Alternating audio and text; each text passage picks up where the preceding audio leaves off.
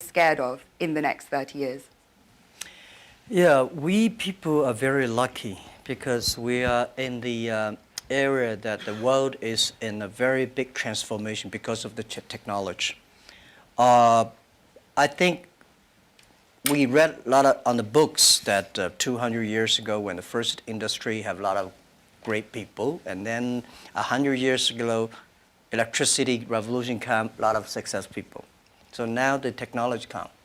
This new technology will also create a lot of successful people, interesting careers. But honestly, every technological revolution come is going to create a lot of social problems. And my view is the first technology revolution caused the First World War. Second technology revolution caused the Second World War.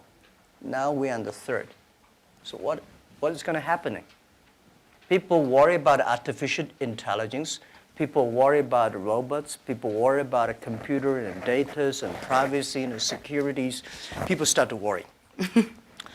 But whether you worry, it will come. You don't worry, it comes. So the thing is how you change yourself. So I think next 30 years, the world is going to be huge change. If there's a third world war, I think the world war should be a war against the disease, a war against environment pollution, right? A war against poverty together. We should not a war against ourselves. But if we do not see clearly that using the new technology to solve this problem, if we do not unite, align together, human beings are going to fight each other. Because every technology revolution will make the world unbalanced. When something unbalanced coming, somebody used to be number one, suddenly become number two, and somebody was number three, and then become number one. It's all not comfortable. So we people, if you're 30 years old, my view is that when you are 20 to 30 years old, you should follow a good boss, join a good company to learn how to do things properly. When you're 30 to 40 years old, if you want to do something yourself, just do it. You still can't afford to lose, to fail. But when you're 40 to 50 years old, my suggestion is that you should do things that you are good at, right? And not do things that, oh, that's very interesting, I want to try something new. It's a bit dangerous more. When you're 50 to 60 years old, spending time training and developing young people, the next generation. When you're over 60 years old, better stay with your grandchildren. But this is normally general like that. Not everybody will like, but most of the people will like that. So 30 years old, we people, next 30 years, are the luckiest period. We have a lot of challenges, a lot of things are happening, and with our knowledge, with our physical power, it's time you need to change. You have to think, if you want to be successful tomorrow, it's impossible. If you want to be successful a year later, it's impossible. But if you want to win 10 years later, you have a chance. That is what I think. Wonderful. And moving on to a topic which is kind of impossible to ignore after 2017. So a third of all the people in leadership positions in Alibaba are women.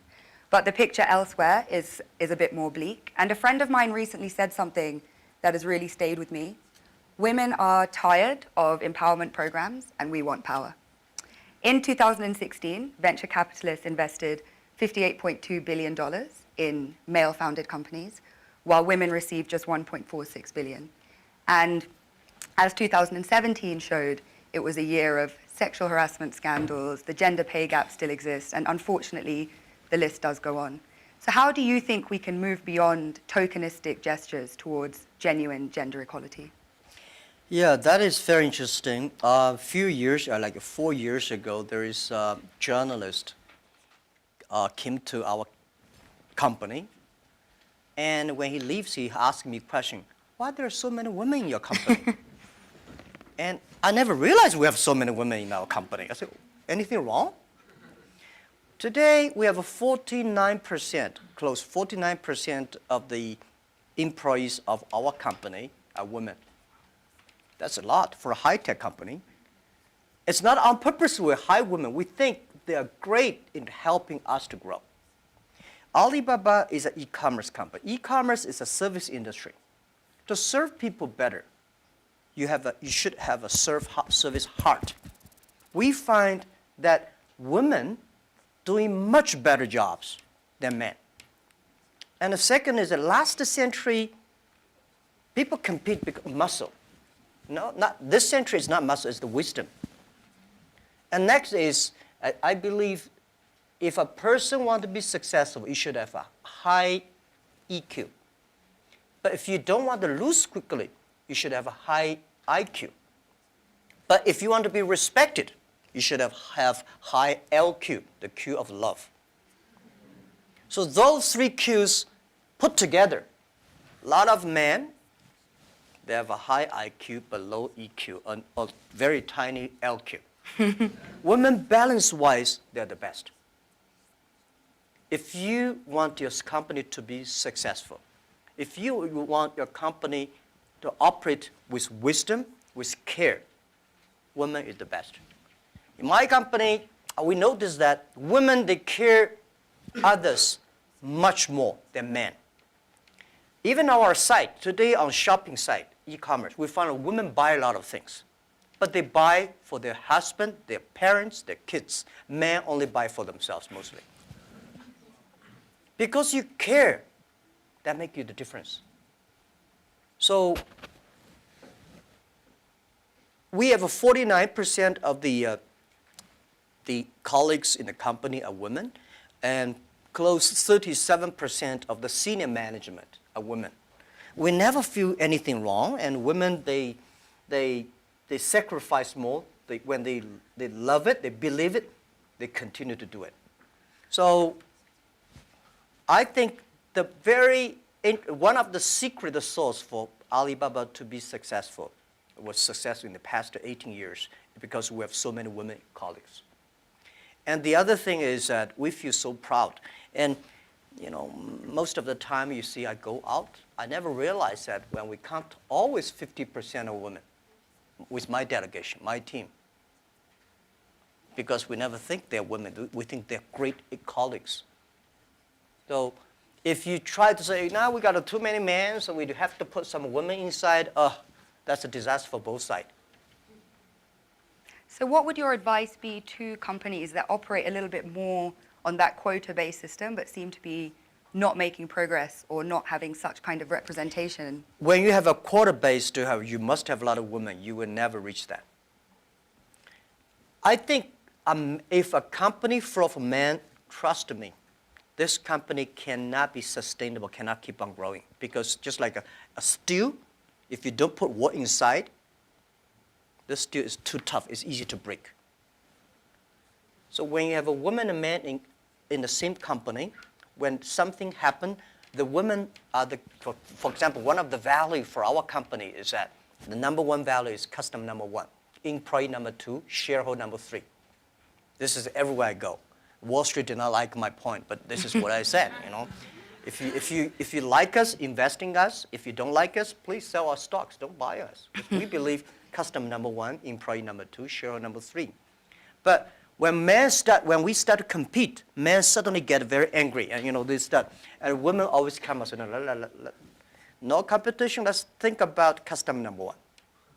Most of the women, they believe in the first day dream or first day love.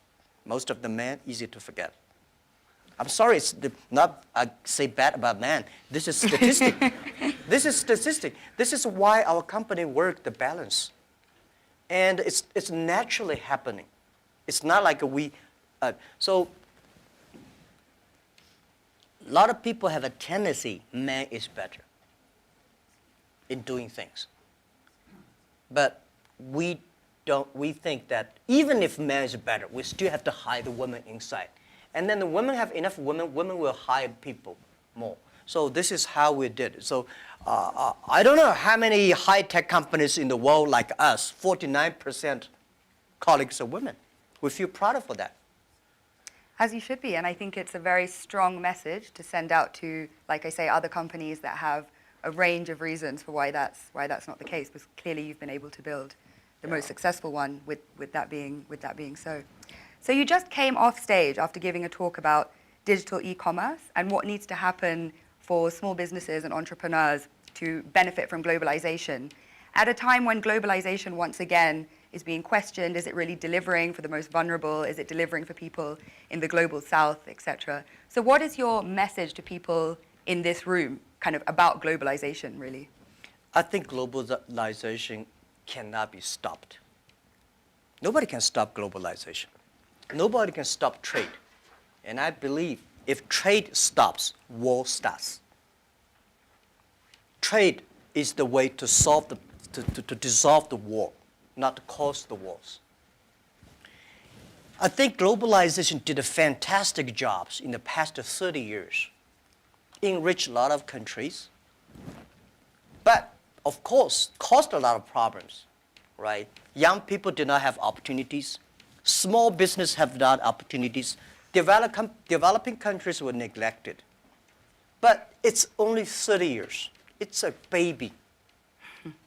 It's a growth. You have to improve it. If you do not improve it, then you kill it. It's easy. Most of the time, to kill something is much easy. So my beliefs, it's our generation's job. Today, we have a better technology. We have a better knowledge about globalization. And it's our generation's responsibility or opportunity to improve it. Tell me, how can you stop globalization? Now, artificial intelligence come, robots come. My grandfather worked 16 hours a day, and he said he was very busy. We work 8 hours a day. We said we are very busy. Our children may only work 3 hours or 4 hours a day for 3 days a week. I bet they will say, oh, we're very busy. Then when you work only 3 hours a day and 4 days a week, what are you going to do?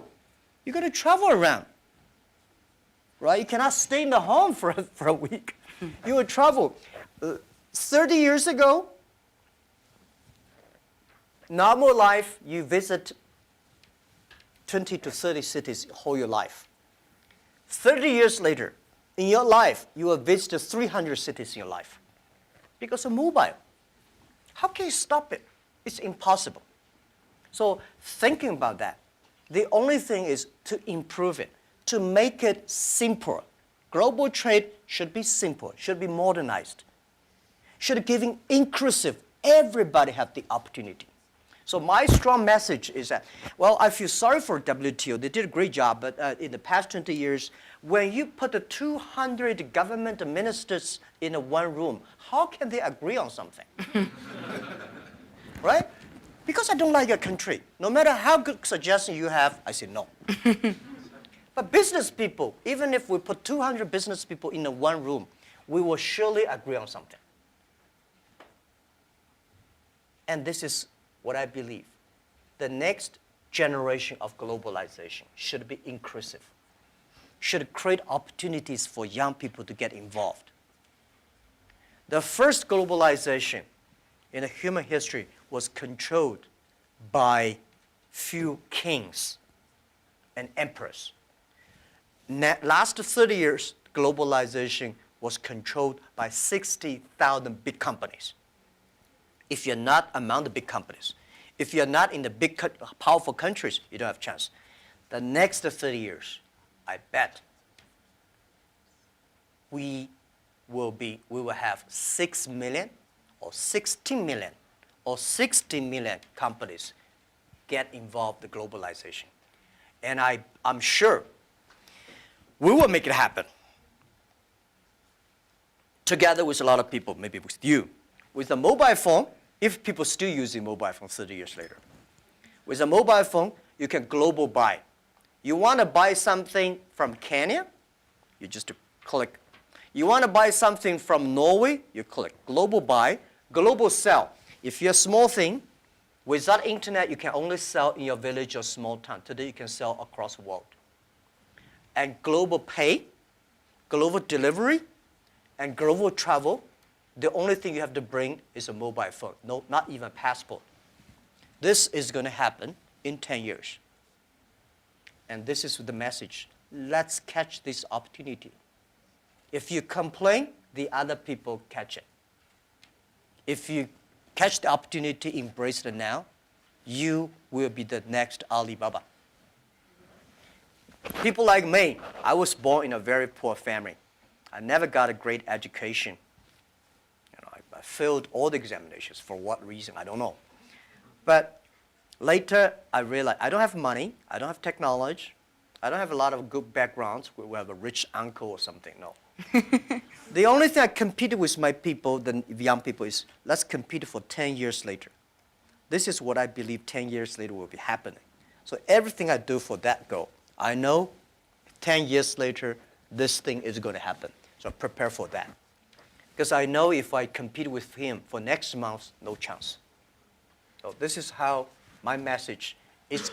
It's a challenge, but it's an opportunity. And it's the opportunity for people like us. This world, the most difficult thing is to convincing a successful people. When you tell him, this is a great opportunity, he says, no, forget it, right? I've been doing this for 30 years. But for people like us, we're looking for opportunities in order to survive. So we will do anything to be creative. So this is the message. 30 years, it's an opportunity for us. It's a challenge for those people who are 60 years old. If they're 60 years old, not discrimination, but it is tough for them. And maybe says something about how we need to look at government as well in terms of more young people entering and doing policy making. So if there are these 6 or 16 or 60 million businesses and we're all kind of hyper-connected, on a more fundamental level, do you think consumption is making us happy? Consumption? What do you mean consumption by making us happy? But through consuming, are we becoming happier through being more connected? Is that genuinely driving of course, connection? consumption will make, without consumption, definitely we're not happy, right? But if the consumption may not be, the thing is that for me, people like me, people say, Jack, you are very rich, but I don't have time to spend money. And I know this money does not belong to me. When I have 1 million, 2 million, it's my money. But when you have 20 million, problem comes, you think the US dollar is going to devalue or English pound and the stock market is going to problem. When you're over $1 billion, that is the responsibility because the society trusts you can manage the money better. If you think that is your money, you'll get into trouble. This is what I always believe. That's the, how can a person have 20 or $2 billion? No matter how hard you work, you should not get to 2 billion or 20 billion. The money people put on you is the trust and credit you have. So you should spend money better than government. You should spend money better than the other people. Spend money on the right places. So consumptions, yes. And like a service industry, let me tell you one thing. The AI robots is going to kill a lot of jobs. Because in the future, machine. But there will be, we have to create modern service industry. Service industry is going to have, service is got a lot about consumptions. So doing the consumptions, service industry has huge hope. But you have to do uniquely. I think from that slightly philosophical point, we can turn to the floor for questions. So if you, if you could please introduce yourself, say where you're from, please keep your questions succinct so we can take as many as possible and relevant for the whole group.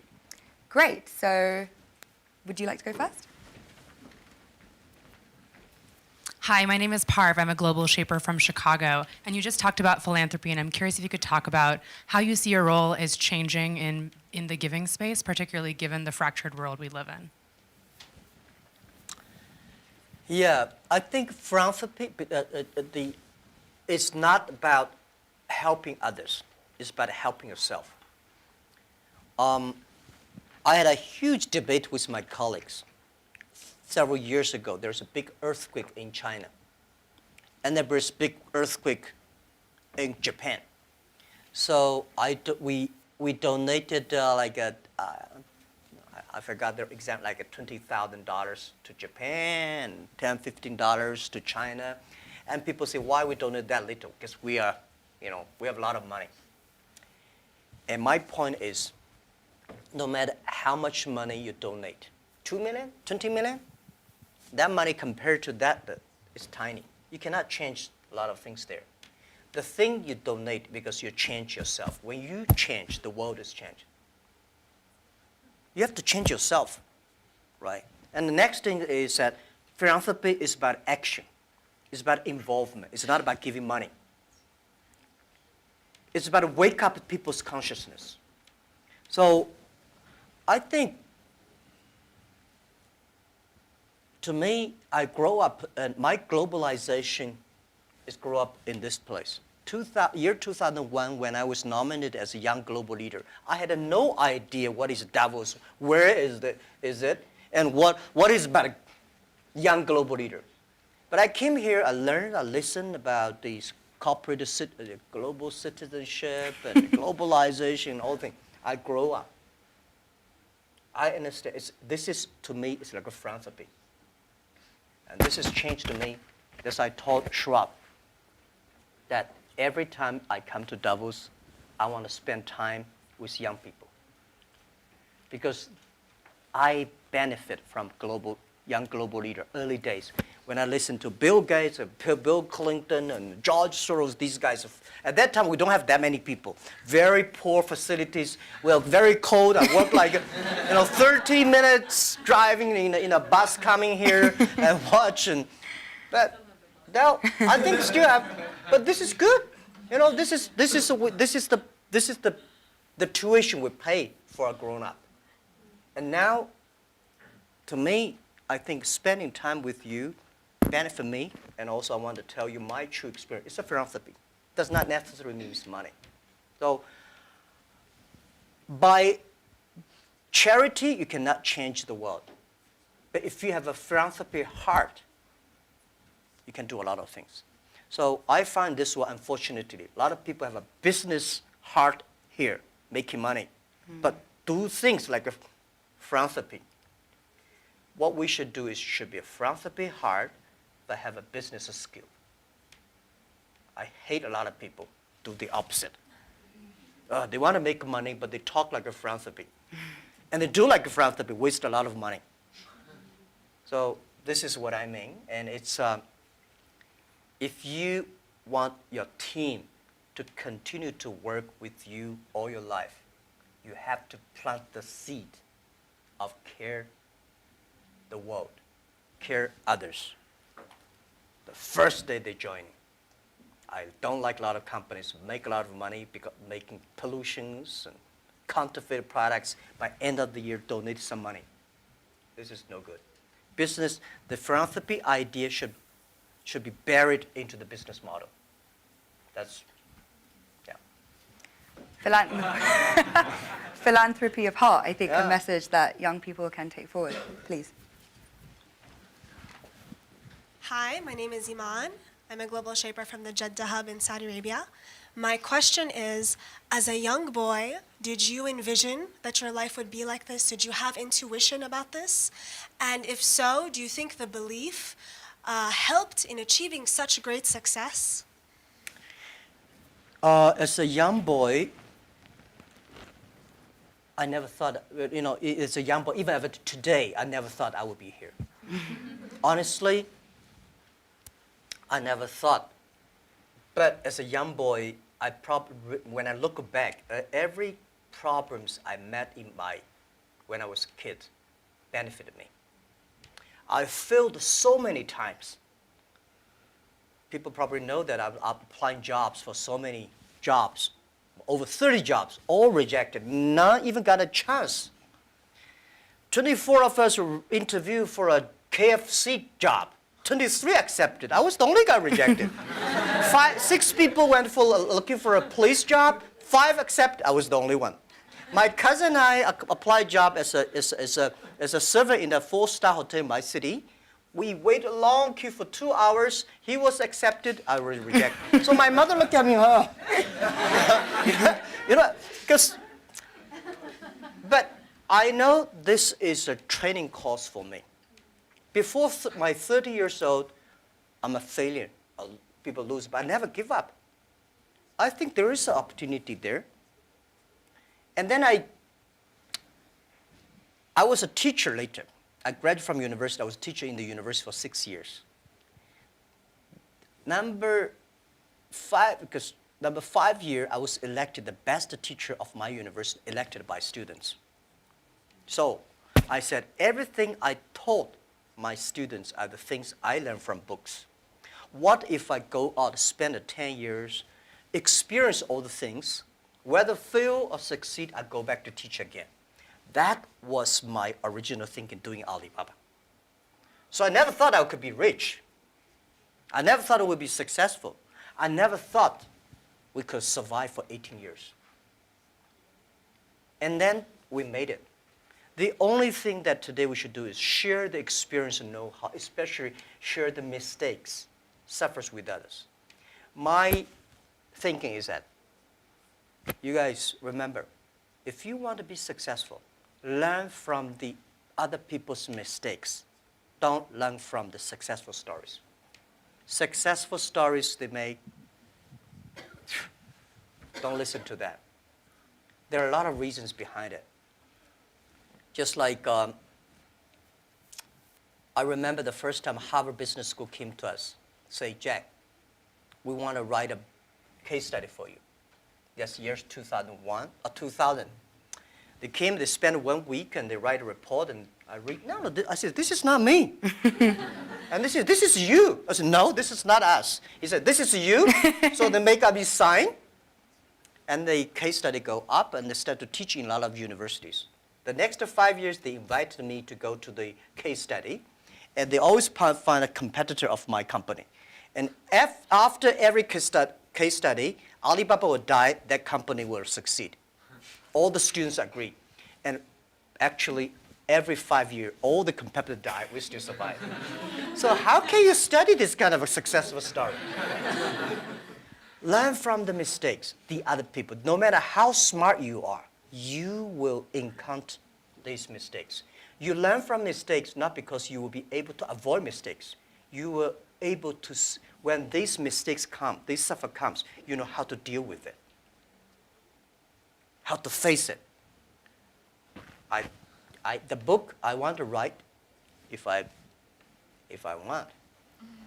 can, is Alibaba 1001 Mistakes. This is the most treasurable things that in my life. In my life, it's not how much we achieved. It's how much we gone through the tough days and mistakes. And this is what, if you start to think now, would be good. So if you ask me when I was a boy, I never thought about that. Never. Let's go to the back of the room. Yeah.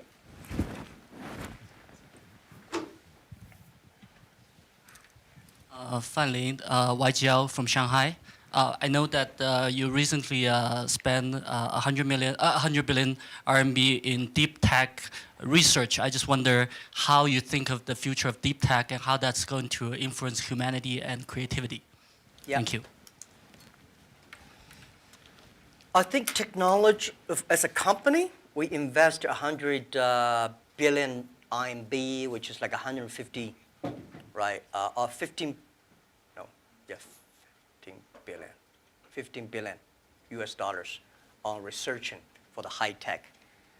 As a company, I hope in the future we gain our profit because of our technology, not because of our size. So we have to invest in technology. But I don't like this kind of, there's a debate. Artificial intelligence, big data is going to threaten the human beings. I think artificial intelligence should support human beings. The technology should always doing something to enable people instead of disable people. When steam machine comes, When cars comes, people hate it. Today we think car is good. When the automobile when first was designed, people hate, especially this horseman, right? They destroy every cars they can see.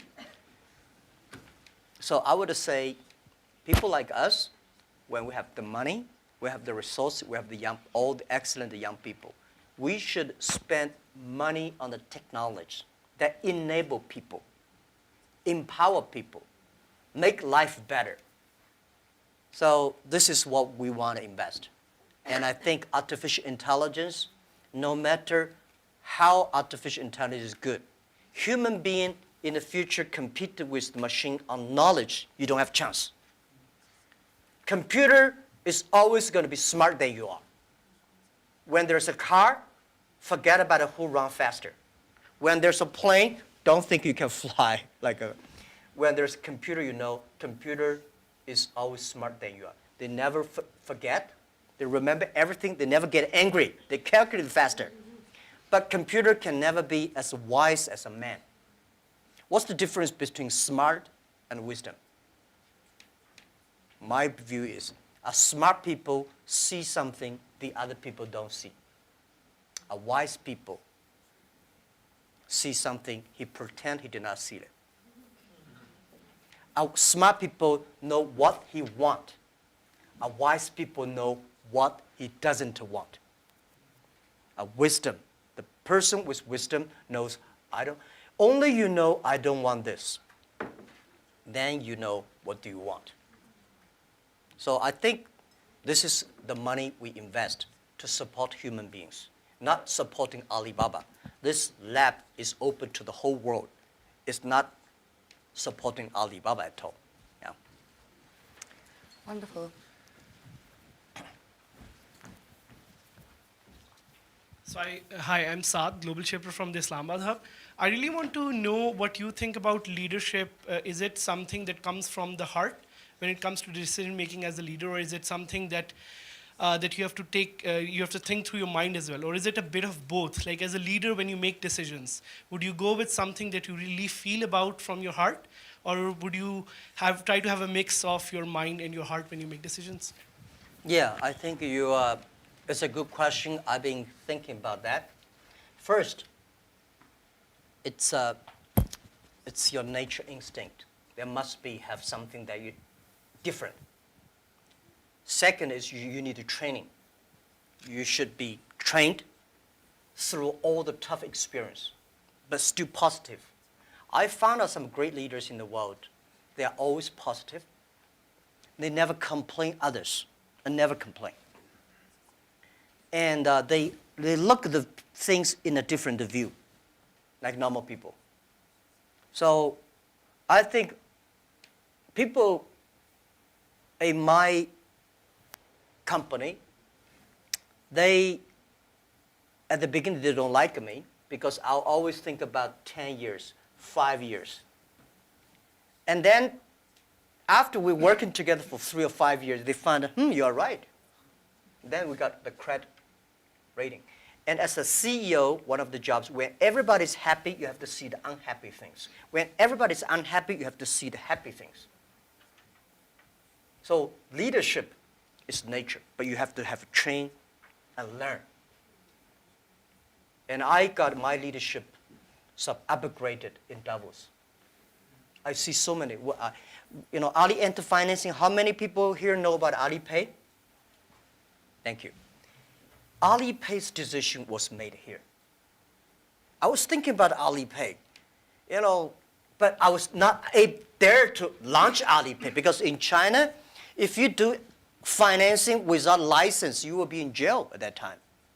So I went to the banks, can you help us do the e-commerce on transaction? No.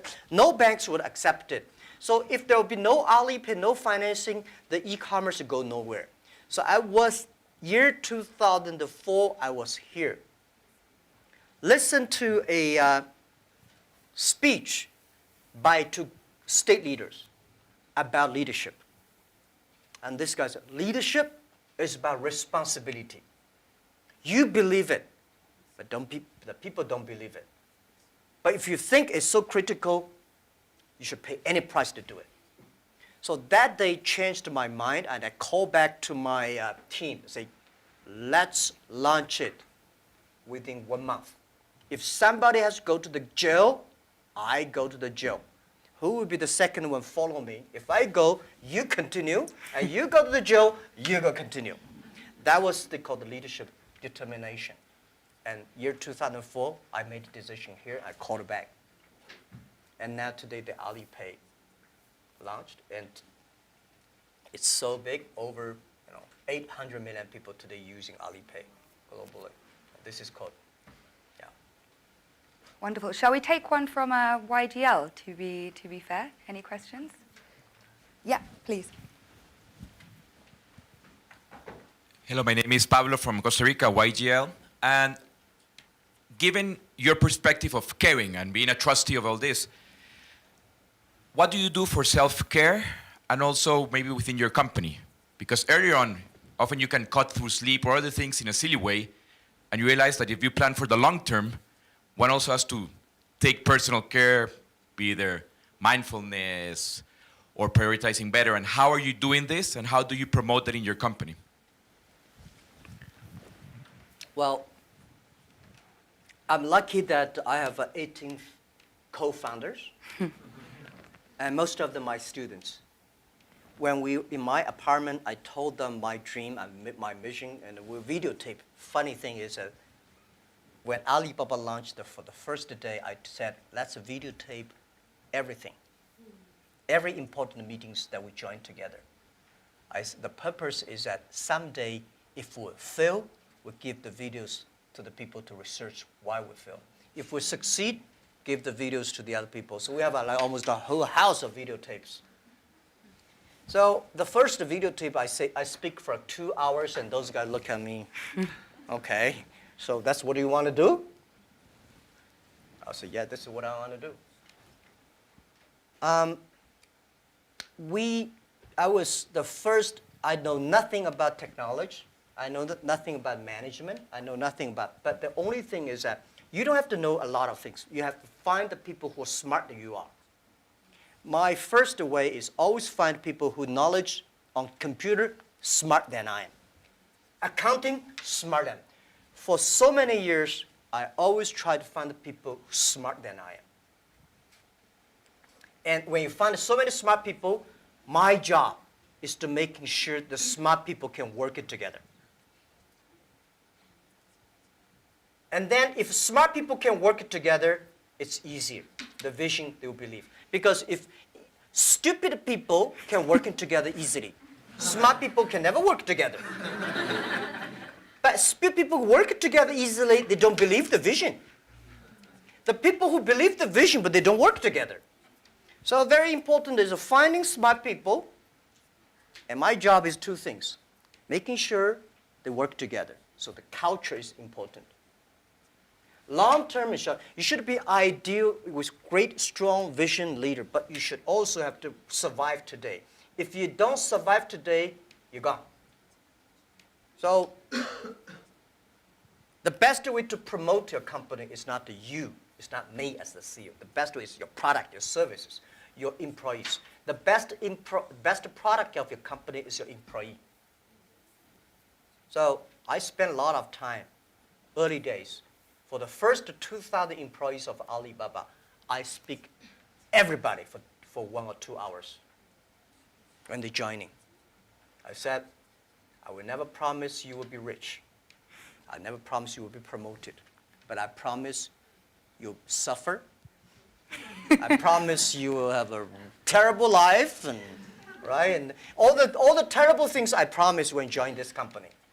Right? But good things. If you promise good things, you are misleading them, because I cannot promise myself. We know this is the future, but we are not sure that we will be there. But if we don't work together, we all will lose our job. So that's the thing. And they do always say, and I think I've experienced this myself, if you knew how hard it would be, would you do it? And it seems for you, a key part of leadership is leaving the ego at the door and being willing to hire people better than you, who you can then kind of empower to carry out your vision. Yeah. Wonderful. Yeah. Hi, I'm Iman from Global Shaper Jakarta Hub. How does your experience of being a teacher influence how you run the business today? And do you have any message for those who are working in education space? Thank you. How the How does your experience of being a teacher in early days Oh. influence how you run the business Oh, today? yeah. Let me tell you one thing. I never thought I could be a CEO. I never thought later I'd become a good CEO. One of the things I learned is from teachers. As a teacher, very important character of a teacher is the teacher always expects his students better. I want this student to become a banker, that student to become a mayor, that guy is a scientist. This is all teachers want. If you don't have this kind of thinking, it's a terrible teacher. A good teacher always wants the other people better. You don't want this teacher in jail, that teacher is a bankrupt, that teacher is, you know. So as a CEO, I trained myself is I always want those people join the company do better than they thought. And everything the company should do is making sure the good environment to training him to be more positive. And everything we do, this is a teacher.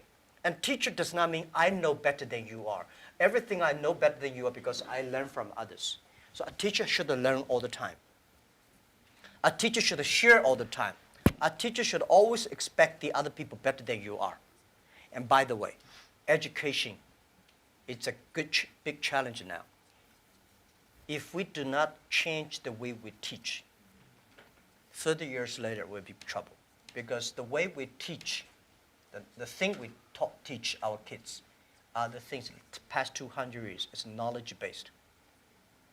And we cannot teach our kids to compete with machine who is smarter. We have to teach something unique. That is, machine can never catch up with us. In this way, 30 years later, our kids have the chance. I hope I answer your question. It's a very difficult one to answer, but what are those skills that you think we need to teach? If we're moving away from knowledge, what are the key things? Value, believing, independent thinking, teamwork, care for others. These are the soft part. The knowledge may not teach you that. Folks, that's why I think we should teach our kids on sports, the music, the painting, art. So making sure humans should be different from, everything we teach should be different from machine. If the machine can do better, you have to think about it.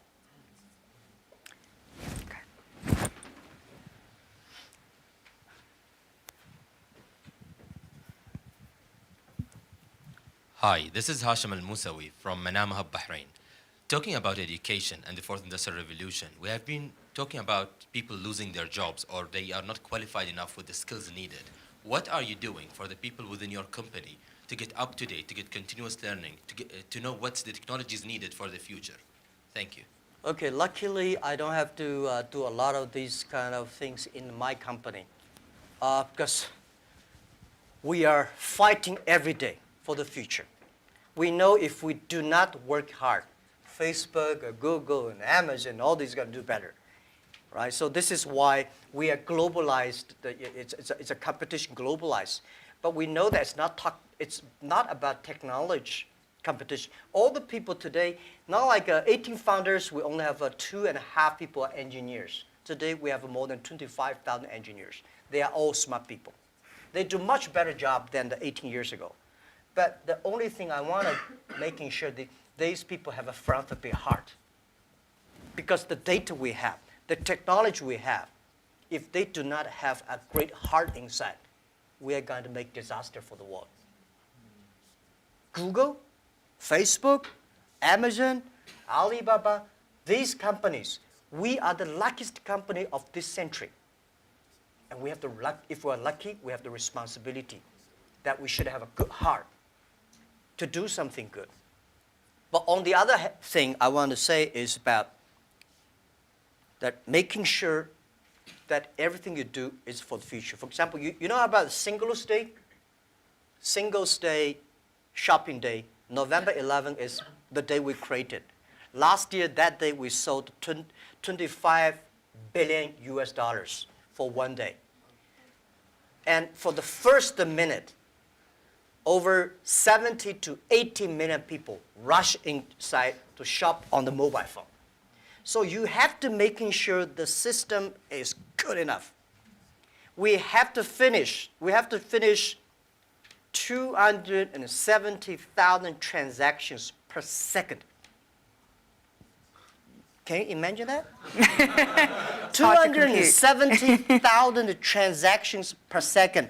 If we do not have that kind of computing capability, the whole system will crash because we have several hundred million people waiting to pay the money.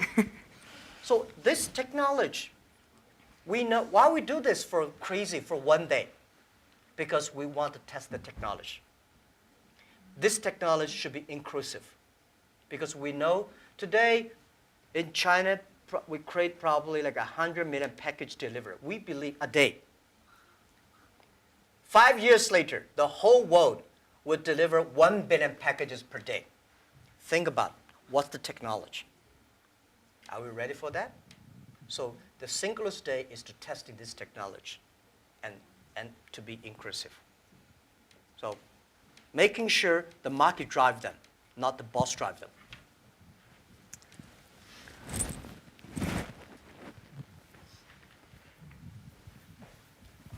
Thank you, Harry. Thank you, Jack. Jesus Cepeda from Mexico, from the Monterrey Hub, Global Shaper. We have been talking a lot about our generation, and I really like the conversation about 30 years before, 30 years after.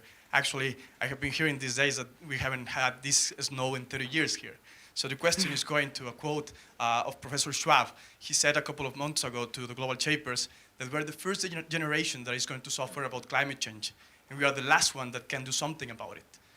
So with your teaching passion, what are the 3 things that you are saying to educate the 10 million employees or the 100 million employees or everyone who's looking at this video to develop an environmental mindset, a spiritual mindset, a non-fragmented world mindset? Okay. First, let me say this. Every disasters, the environment disasters, is a reflect of human heart today. Because when we need too much, we destroy a lot of things. I think the human being today, in the past 200 years, because of knowledge-based technology or knowledge-based training system, all we want to do is get more. We want more things. We go to the moon, we go to Mars, we go this, we always outside looking. We human beings never inside looking. If you don't have the inside looking, you will never be wise. If you're not wise, you never know what you don't want. Today, human beings get much more than they expect they should have. So the environmental pollutions, the whole thing happening is because human beings become greedy, become arrogant. So this is why the big data, the data technology is trying to understand the inside of human. What is data? Data is the human behavior. A lot of people, trust me, the machine will know you better than you know yourself. Have you seen some movies? Some gamblers. You know, they're great. They look at the eyes. If he got a good card, this eyeball will shake. But normal people don't see it. The machine see all the details. Machine know you better. So what I would say is that in the data period, human being next to 100 years, human will try to understand inward looking. We will see a lot of ugly things of ourselves. When knowledge-based outward looking, you see the ugly things of the others and good things. When you look inside looking. This is Chinese philosophy. Chinese people, our believing is always inside looking. We're supposed to have inside checking every three times a day. But not really. If you can really do that, you can do that. Then you'll be good. So for environment, you're right. If we do not make action, take action, all the money you make will spend in the hospital, medicine. Our kids will be in big trouble. So let's fix it. And first fix our heart, fix our know-how, and fix our belief. When you have a belief, when you have a religion, when you have a value, it's better. So I think this is what I concerned me. This is what I think the young people should always have, the value, the mission. If you have something you believe in your heart, then it will be different. This is what next 30 years education should be focused on. We have time for one last brief question. Karuna?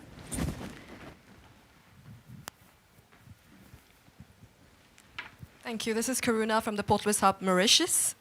And my question is, you talked about your workplace culture. I'd like to have one or two examples, if possible, of how do you motivate your employees. And I'd like to throw in a last question is, how much do you sleep?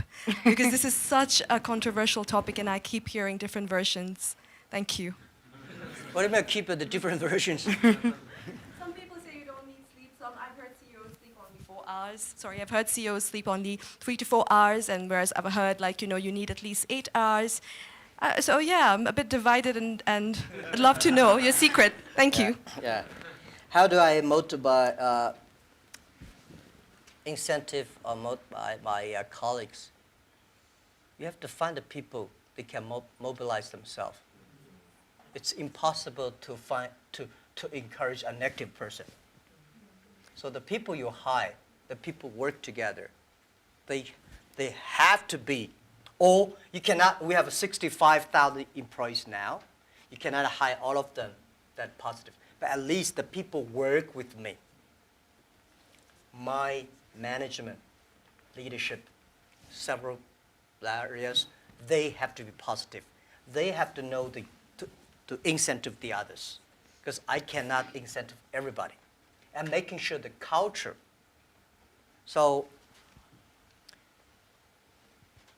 I think it would be very painful for me to talk to my vice president, and he need to be incentivized and mobilized every time, right? This won't work. If he does not know how to incentivize or mobilize his people, it's better. I don't think he will be the vice president. He should be a good engineer, good designer, but not a good leader. A good leader should know how, but not by only money. Most of people incentivized or mobilized not because you give them a lot of money. You give them respect, trust, appreciation, and correct, heartful advice. When you come to my meetings, internal meetings, you will be shocked because we are not like a lot of the other Chinese company. The boss say, everybody listen, take notes, and go down. We are like a war room. We make decisions based on whose voice is louder. Right? Early days, we fight and talk, and then making sure everybody speak up. Right. So this is also a way of mobilize and incentive. There are a lot of ways, and different people have a different way to send incentive. So this, how much time I sleep? Yeah, I have a problem. I mean, I sleep not very short, but not good. And I don't eat a lot. This is something that I was curious. I don't eat a lot. I'm a very picky on the food. And I don't know, sometimes I would love to see what the things that make me work like that. But for sure, that if I suddenly give me 1 month vacation, I'll collapse. I think there'll be something in my heart, maybe the mission. At the beginning, it's a mission of 18 people. Today, we have 65,000 people. they all believe the mission. So if I give up, I can give up my position, but I should not give up the mission.